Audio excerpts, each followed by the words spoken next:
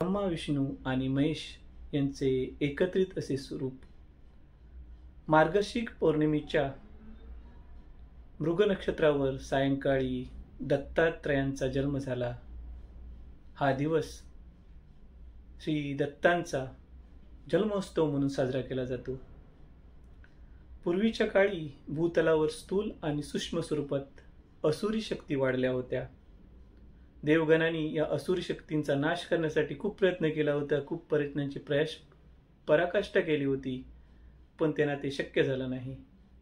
तेव्हा ब्रह्मदेवांच्या आदेशानुसार वेगवेगळ्या ठिकाणी वेगवेगळ्या रूपात दत्त देवतांनी अवतार घेतला. तो दिवस दत्त जयंती म्हणून साजरा केला जातो. दत्त जयंती साजरी करण्याची विशिष्ट प्रथा, विशिष्ट विधी अशी काही नाही. दत्त जयंती साजरी करण्या अगोदर 7 दिवस गुरुचरित्राचे पारायण करण्याचा प्रघात आहे. यालाच गुरुचरित्र सप्ताह असे म्हटले जाते. दत्त जयंतीच्या दिवशी मंदिरात किंवा घरात दत्तांचे पूजन केले जाते, आरती म्हटली जातात आणि प्रसाद वाटला जातो. दत्तात्रेय हा शब्द दत्त व आत्रेय या 2 शब्दांनी तयार झाला आहे. दत्त या शब्दाचा अर्थ ब्रह्म, मुक्त आत्मा असा होतो. अशा निर्गुणी अनुभूती ज्याला आहे असा ती अत्रेय म्हणजे अत्री ऋषींचा मुलगा. दत्त जन्माविषयी विविध कथा प्रचलित आहेत, परंतु दत्तगुरु म्हणजे अत्री ऋषींचा आणि माता अनुसयेचा मुलगा असा दत्तगुरूंचा फार प्राचीन काळापासून एक ओळख आहे. दत्तगुरूंच्या विषयी भारतात शैव, वैष्णव आणि शाक्त हे 3 प्रमुख पंथ आहेत. ती सुमारे 1200 वर्षापासून श्री दत्तांची उपासना करत आहेत. महानुभाव संप्रदाय, नाथ संप्रदाय, वारकरी संप्रदाय, समर्थ संप्रदाय व दत्त संप्रदाय ही 5 संप्रदाय श्री दत्तप्रभूची उपासना करत असताना दिसतात. मित्रांनो, दत्त संप्रदायातील साधक अवधूत चिंतन श्री गुरुदेव दत्त असा जयघोष करत असतात. तर अवधूत दत्तात्रयाचे नाव असून या शब्दाचा अर्थ असा की नेहमी आनंदात रमणारा. श्री दत्तदेवांच्या पाठीमागे असणारी गाय ही पृथ्वीचे प्रतीक असून त्यांच्यासोबत असणारे श्वान म्हणजे 4 वेदांचे प्रतीक आहे. श्री दत्तदेवांना 24 गुरु होते असं म्हटलं जातं. तर मित्रांनो, ही होती दत्तगुरूंविषयी थोडक्यात माहिती. आणि आज मी तुम्हाला घेऊन जाणार आहे रत्नागिरी जिल्ह्यामधील राजापूर तालुक्यातील देवाच्या गोटणे गावात. आणि या देवाच्या गोटणे गावामध्ये एक बुरंबीवाडी आहे. या बुरंबीवाडीमधील आमच्या गावी श्री दत्तात्रयांचं एक सुंदर असं मंदिर आहे. ते मंदिराची तुम्हाला सफर घडवणार आहे. तर मित्रांनो, अतिशय सुंदर असणारे हे मंदिर अगदी प्राचीन काळापासून म्हणजे सुमारे 50 वर्षापूर्वीपासून अगदी दगडाच्या मंदिरापासून तर ते आजच्या काळात, आजच्या दिवशी RCC भव्य अशा मंदिरात रूपांतरित झालेलं हे मंदिर म्हणजे एक आनंदाची वारीच म्हणता येईल, आनंदाची एक अनुभूती म्हणता येईल. तर चला जाऊया बुरंबेवाडीतील दत्त मंदिरात. अवधूत चिंतन श्री गुरुदेव दत्त. मित्रांनो, चला जाऊया बुरंबेवाडीतील गुरुदेव दत्तांच्या सुंदर अशा मंदिर. आणि मित्रांनो, आम्ही आलो आहोत बुरंबेवाडी येथील श्री दत्तगुरूंच्या भव्य अशा मंदिरात. मी आणि माझी शकुली आम्ही दोघंजण या मंदिरात आलो आहोत. मित्रांनो, हे जितकं मंदिर सुंदर आहे तितकाच सुंदर आहे आजूबाजूचा परिसर.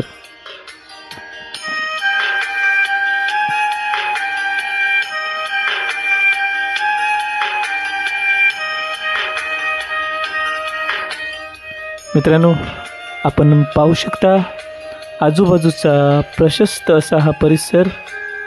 मित्रांनो, या मंदिराविषयी थोडक्यात माहिती सांगतो. पूर्वी येथे मातीच्या पासून एक कौलारू छोटंसं मंदिर होतं. त्यानंतर मंदिराचा गाभारा आणि समोरील मंदिराचा गाभारा हा आरसी स्वरूपात होता आणि समोरील सभामंडप हे पत्र्याच्या स्वरूपात होतं. आणि आता त्यानंतर या अतिशय सुंदररित्या असे पालटलेलं मंदिराचं स्वरूप आता पूर्णपणे RCC स्वरूपात हे बनवलेलं सुंदर असं हे मंदिर.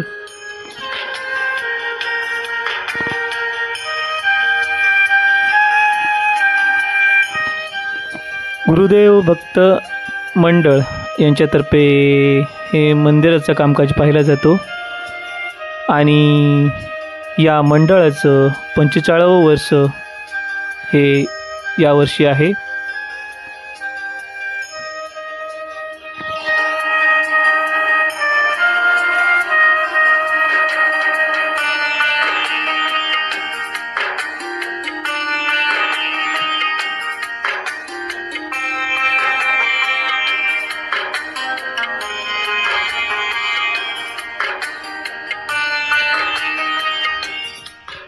आपण मंदिराच्या सभोवताली नजर टाकत आहोत. सुंदर अशा बनवलेली कमानी, समोरील तुळशी वृंदावन आणि या बाजूलाच आहे या मंदिराचे संस्थापक श्री विश्वनाथ बाबा यांची समाधी. अशा प्रकारे तुळशीसमोर असलेले हे सुंदर असं तुळशी वृंदावन, आजूबाजूला लावण्यात असलेले सुंदर असे हे फुलझाडे, सुंदर अशी ही फुलझाडं, अतिशय मनाला मोहून टाकणारा हा परिसर आहे. आपण पाहू शकता पारिजातकाचं झाड, पारिजातकाचा सुंदर असा सडा येथे पडलेला असतो. आजूबाजूचा प्रसन्न असा हा परिसर.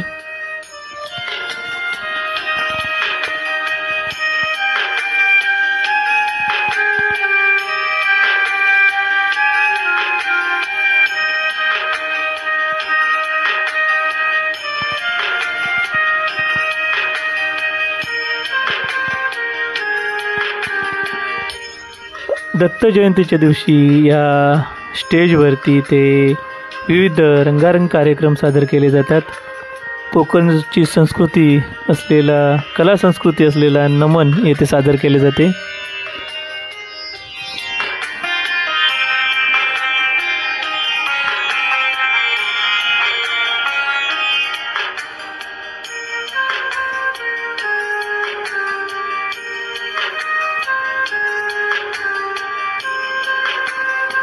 आजूबाजूला असलेला प्रशस्त असा परिसर.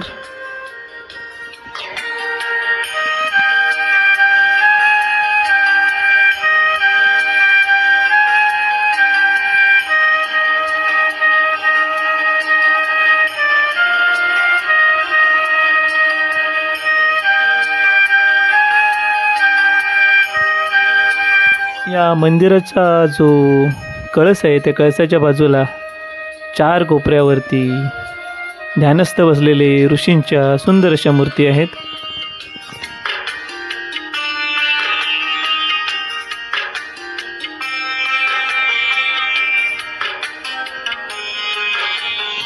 मित्रांनो, हा आहे मंदिराचा सभागृह. या सभागृहाविषयी खूप आठवणी आहेत आमच्या. आम्ही जेव्हा हायस्कूलमध्ये जायचो, माध्यमिक शाळेमध्ये जायचो, तेव्हा बरोबर 9 वाजता सगळे मित्रमंडळी शाळेमध्ये जाण्यासाठी येथे जमायचो. या सभागृहात जमायचो.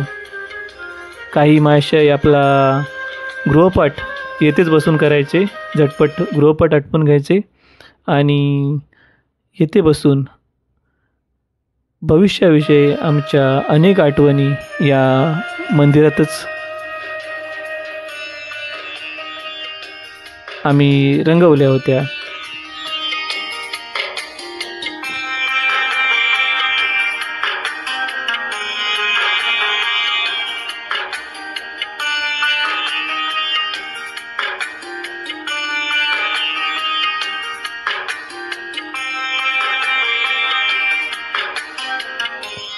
आम्ही आता प्रवेश करणार आहोत मंदिराच्या गर्भगृहात.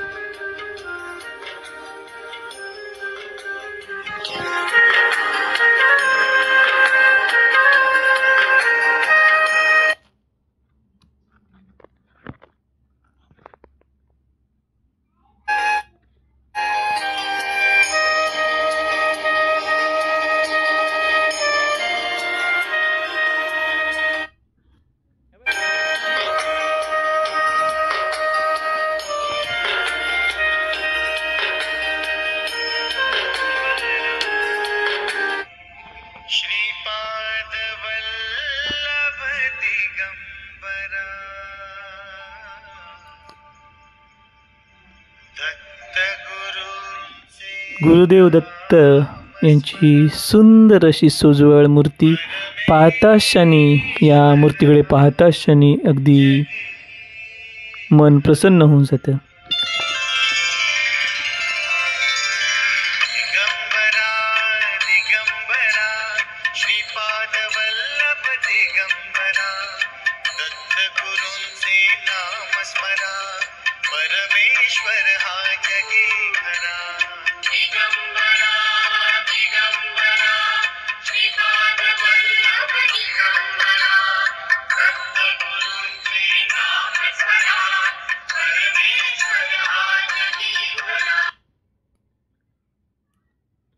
अशा प्रकारे गुरुदेव दत्तांची ही सुंदर अशी मूर्ती आणि आपण पाहू शकता.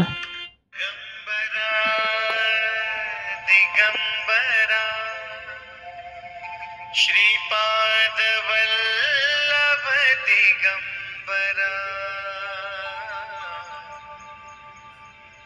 दत्त गुरूंचे नाम स्मरा परमेश्वर हा जगी खरा.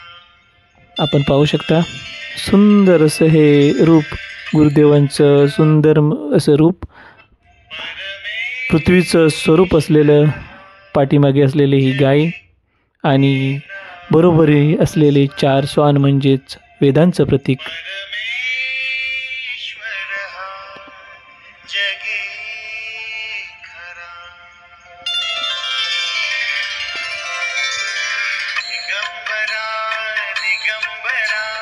श्रीपाद वल्लभ दिगंबरा दत्त गुरूंचे नाम स्मरा परमेश्वर हा जगी खरा. दिगंबरा दिगंबरा श्रीपाद वल्लभ दिगंबरा दत्त गुरूंचे नाम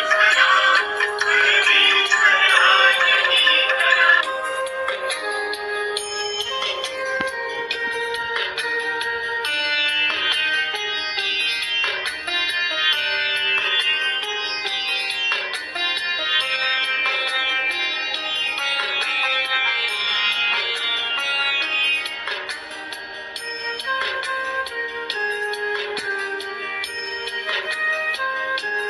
खरा. अशा प्रकारे मित्रांनो, खास तुमच्यासाठी गुरुदेव दत्त यांच्या बुरंबेवाडी येथील मंदिराची सफर खास तुमच्यासाठी. अतिशय सुंदर असं हे मंदिर. या दत्त जयंतीच्या दिवशी तुम्ही जरूर या मंदिराला भेट द्या. आजूबाजूच्या परिसरातील राहणाऱ्या सर्व मित्रमंडळींनी या मंदिराला जरूर भेट द्या.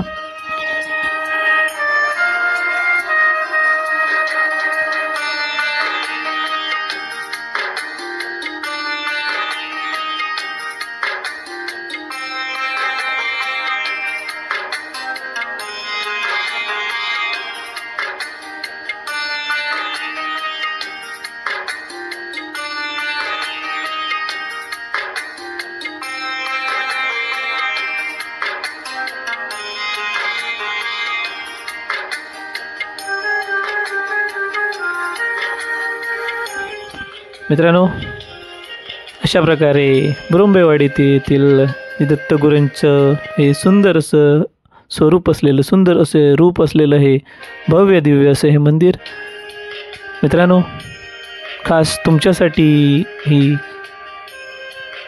मंदिराची सफर होती. आणि मित्रांनो, मी तुम्हाला मगाशी बोललो होतो की मंदिराचे संस्थापक श्री विश्वनाथ बाबा यांची समाधी.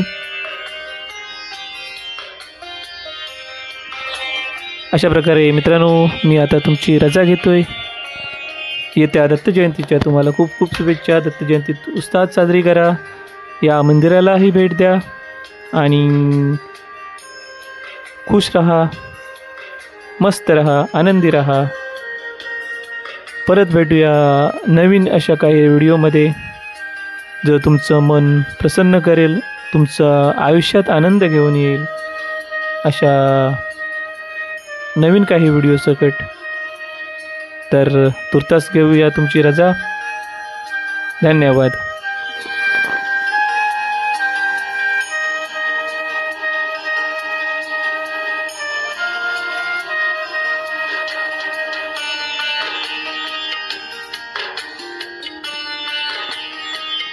धन्यवाद.